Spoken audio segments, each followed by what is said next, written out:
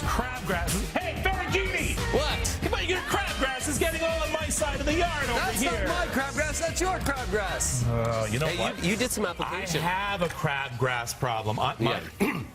My name is Kevin Frankish, and I have a crabgrass problem. I do. Yeah. Every year. So, and the problem with crabgrass, as our lawns come out now, is what? You told me this before. Yeah. So crabgrass is an annual weed. We have a picture of crabgrass as well.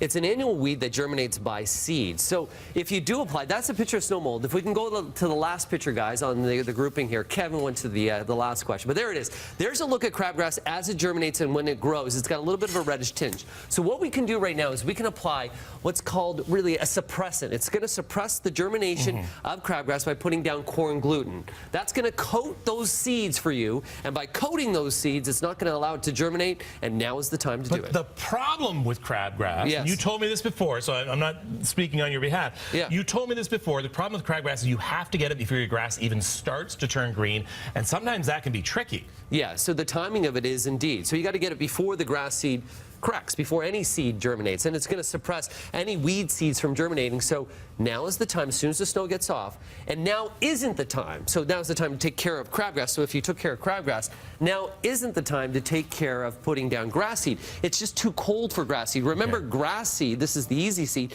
grass seed needs at least 15 degrees soil temperature to germinate. So crabgrass control now. Don't do grass seed. If you put crabgrass control down, you can't put grass seed down because it'll also prevent this from germinating. Now, when should I be able to walk on my lawn and actually do stuff to my lawn? Really important. So Kev, if you're walking on your lawn and underneath your feet you're hearing the that's really, it's just too wet. So you're creating compaction. As soon as it firms up underneath your feet, first thing you want to do is grab your rake. You want to get out there and you want to rake. We got a picture of snow mold, and snow mold is what everybody's been seeing this year. It's a grayish tinge right there. And by that, that's the compaction of the snow on top, or you left your lawn too long in the fall. Now's the time, if it's firm underfoot, to go rake those areas out, and over time you're going to start to see it to get to green. How are you going to get it to green is by putting down a nice slow release fertilizer, like a 30. You can see the numbers. You're always looking for a 30-03. And usually what I find is, especially with the Scott stuff, they have the right stuff out at the right time of the year. So if you're going to Canadian Tire, they usually don't have your fall fertilizer out in the spring. They usually are pretty good at putting the right fertilizer out front. Exactly. Unless sometimes there's some bags that'll be sitting around that they're just trying to clear out. But in the spring, you want to put a high first number to really push for green. So rake. Then you put a nice fertilization down. You don't want to be putting any grass seed. It's just too early. The only weed that you could really control at this time of the year is indeed that crabgrass.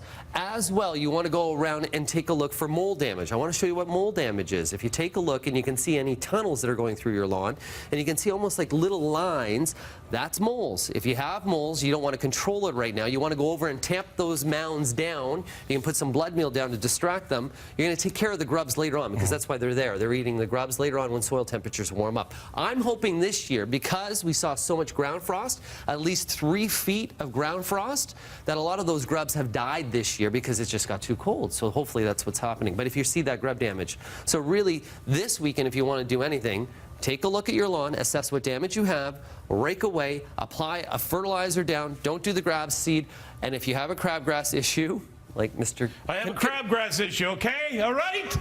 Yeah, so apply your crabgrass control down. And you make a valid point, Kev. If your neighbor doesn't take care of it, crabgrass can do thousands and thousands of weed seeds, so it just blows over to your lawn and take care. So if your neighbor does have a crabgrass problem, take care of it. All right, so we want you to get growing with BT and Scott's Turf Builder. Enter breakfasttelevision.ca for your chance to win $5,000 to get the most enjoyment out of your yard. And right now, we want to give you a chance to win a $250 gift card so you can stock up on Scott's products to prep your lawn for summer. Go to contests at bttoronto.ca for your chance to win. Hey, by the way, take your Christmas lights down. We'll be right back on Breakfast Television. Stay with us.